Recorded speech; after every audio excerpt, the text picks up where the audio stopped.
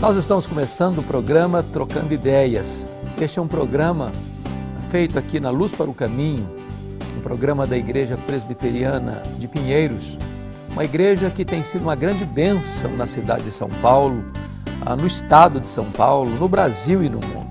Esta promissora igreja é pastoreada pelo reverendo Arival Dias Casimiro, um amigo muito querido, e eu tenho o privilégio de estar do lado dele como seu pastor colaborador.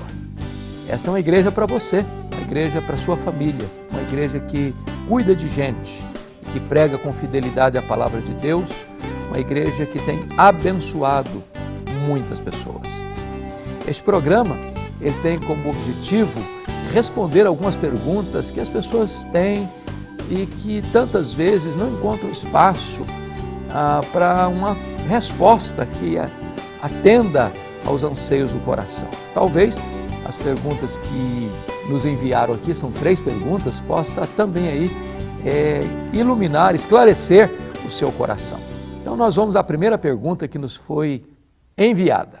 A pergunta é a seguinte: pastor, se a salvação é pela graça, conforme a Bíblia diz, pela graça mediante a fé em Jesus Cristo, o que Jesus quis dizer quando disse que no dia do juízo final ele lançará no inferno aqueles que não forem visitar os enfermos, os presos, e não serviram aos necessitados? Isso não seria salvação pelas obras? Bom, a sua pergunta é muito importante. Importante porque você destacou com certeza e com exatidão que a salvação é pela graça mediante a fé em Jesus Cristo. Nós não somos salvos por aquilo que nós fazemos para Deus. Nós somos salvos por aquilo que Cristo fez por nós na cruz do Calvário. A salvação não é uma medalha de honra ou mérito. A salvação é uma oferta da graça de Deus. Eu não sou salvo por quem eu sou, por aquilo que eu faço. Eu sou salvo porque Deus me amou, apesar de eu ser fraco, ímpio, pecador e inimigo. O amor de Deus por nós está nele mesmo a causa e não em nós. Então, o texto que você levanta, que parece estar em contradição com esta verdade, não está em contradição. Na verdade, esse texto está em Mateus 25, 46 em diante, até 51, e o texto destaca a segunda vinda de Cristo e a cena do juízo. E Jesus pinça apenas os pecados de omissão. Estive com fome, não me deste comer, com sede, não me deste beber, nu e não me vestiste, preso, não fostes ver-me, doente, não me visitaste, forasteiro e não me abrigaste. Aí as pessoas vão perguntar, mas quando te vimos assim? E Jesus vai responder, todas as vezes que deixaste de fazer um desses pequeninos, a mim o deixaste de fazer. As obras que estão descritas aí não são a causa da salvação. As obras são a evidência da salvação. Uma pessoa que foi salva pela graça, ela foi salva pela graça para realizar obras. É isso que a Bíblia ensina. Pela graça sois salvos, mediante a fé, isso não vem de vós, é dom de Deus, não de obras para que ninguém se glorie, pois fomos criados em Cristo Jesus para as boas obras, as quais Deus de antemão preparou para que andássemos nelas. Então, quando uma pessoa é salva, como é que ela prova que ela é salva pela graça? É mediante as suas obras. Não há contradição entre graça e obras. Quando a Bíblia trata da causa da salvação, é a graça. Quando a Bíblia trata do resultado da salvação, são as obras. Então nós somos salvos pela graça para as boas obras. Uma pessoa que se diz salva, mas ela não pratica boas obras, é porque ela está dando evidências de que nunca foi salva pela graça. Então é muito importante que isso fique absolutamente claro. Do ponto de vista da cena do juízo final, está escrito em Apocalipse capítulo 20, 11 até o versículo 15, que os livros serão abertos e nós seremos julgados segundo o que estiver escrito nesses livros. E claro que pelas obras o que está escrito nos livros, as nossas palavras, as nossas ações, as nossas omissões, os nossos pensamentos, ninguém pode ser salvo. Por isso, um outro livro será aberto, o livro da vida do Cordeiro. Se alguém não foi encontrado com o nome no livro da vida do Cordeiro, esse será lançado no lago de fogo. Agora, se alguém foi encontrado com o nome no livro da vida do Cordeiro, esse vai entrar na bem-aventurança eterna. Como é que alguém tem o nome no livro da vida? Não é pelas obras que praticou, mas é por ter recebido Jesus Cristo como seu Salvador pessoal, como Senhor da sua vida. É nesse momento, então, que nós nos firmamos que a salvação é pela graça, mas é para as boas obras. Vamos a uma segunda pergunta que nos foi enviada ao programa. Então vamos lá. A pergunta é a seguinte: pastor, o que Paulo quis dizer quando disse que a letra mata? Bom, primeiro vamos dizer o que Paulo não quis dizer com isso. Paulo não está dizendo que se você ler a Bíblia, a letra, a escritura, a palavra de Deus, só o que está escrito ali vai matar você. Aliás, você precisa ir para a letra da escritura, ir para a palavra de Deus, se alimentar da palavra de Deus, meditar na palavra de Deus, comer a palavra de Deus, viver a palavra de Deus, pregar a palavra de Deus. Então, essa letra aí não significa o conteúdo da escritura. Não, o conteúdo da escritura é uma bênção. Isso é alimento para você, é leite para o infante, é carne para o adulto, é mais precioso do que ouro e mais doce do que o mel. Agora, Paulo está mencionando aí a questão desse legalismo que os fariseus, que os escribas estavam criando com a tradição dos anciãos, com os costumes que eles agregavam à palavra de Deus, com os adendos, os puxadinhos que eles iam fazendo à palavra de Deus. E eles eram mais zelosos dessas tradições do que da palavra de Deus.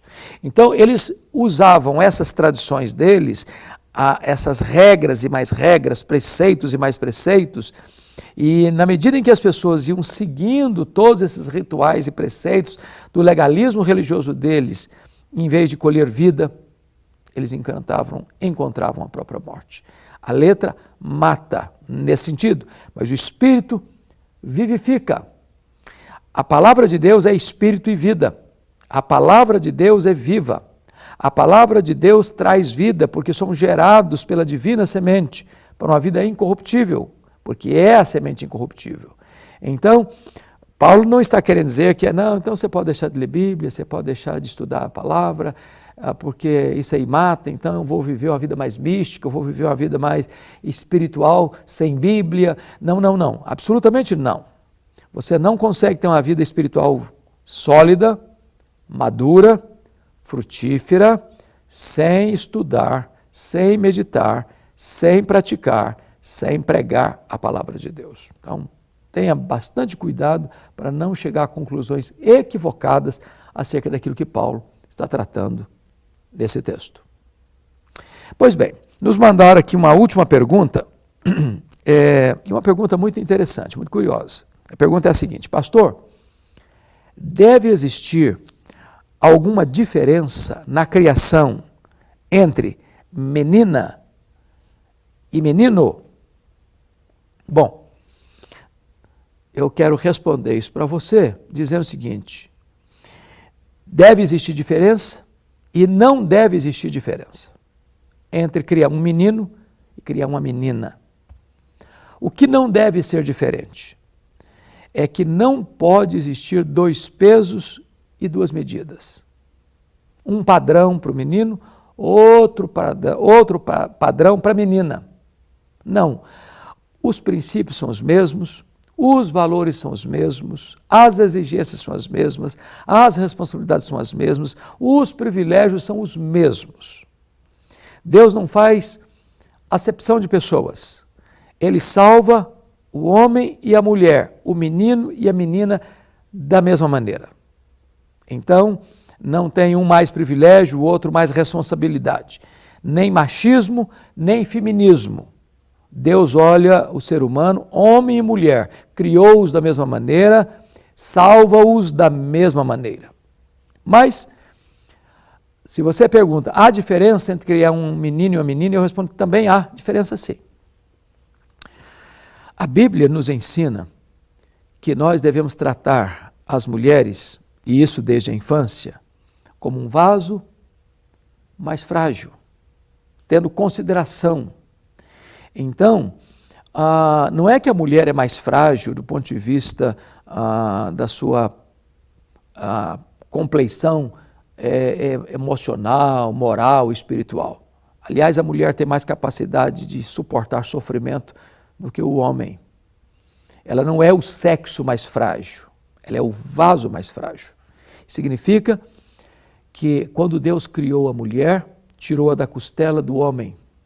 Não tirou dos pés para ser subjugada, não tirou da cabeça para comandá-lo, tirou da sua costela, do seu lado, para estar do lado dele, pertinho do coração, para ser o centro dos seus afetos, debaixo do seu braço, para ser por ele amparada. Um homem deveria tratar sua esposa com mais dignidade, com mais respeito, com mais doçura. Um pai, uma mãe, deveria já lidar com a sua menina, com a sua filha, com a sua criança, com a sua adolescente, com a sua moça, também com esse sentimento de sensibilidade, de um vaso mais frágil, nesse sentido de ser mais sensível, que precisa de mais delicadeza, de mais cuidado. É por isso que 1 de Pedro 3,7 diz que o marido deve viver a vida comum do lar, tratando a sua esposa com honra, como o vaso mais frágil, porque os dois são herdeiros da mesma graça de vida, para que não sejam interrompidas as suas orações. Então, a menina é menina, menino é menino, brinquedo de menina é boneca, brinquedo de menino não é boneca. Menina veste vestidinho, rapaz veste uma bermudinha, uma calça. Nada de botar vestido em menino, nada de botar a boneca na mão de menino. Nós precisamos entender que Deus criou macho e criou fêmea, criou o gênero masculino e criou o gênero feminino. E essa diferença, ela é vital. Ninguém nasce coluna do meio, ninguém nasce sem definição sexual. Se nasce macho, se nasce fêmea, se nasce homem, se nasce mulher. E todo o percurso da educação precisa respeitar essas características que o próprio Criador estabeleceu. Pois bem, estamos encerrando o nosso programa, mas nós voltaremos para responder outras perguntas. Agora, meu convite a você a ir fazer uma visita na Igreja Presbiteriana de Pinheiros. Estamos lá esperando você. É uma igreja para abençoar a sua vida, para abençoar a sua família. Conto com você. Deus abençoe. Um grande abraço.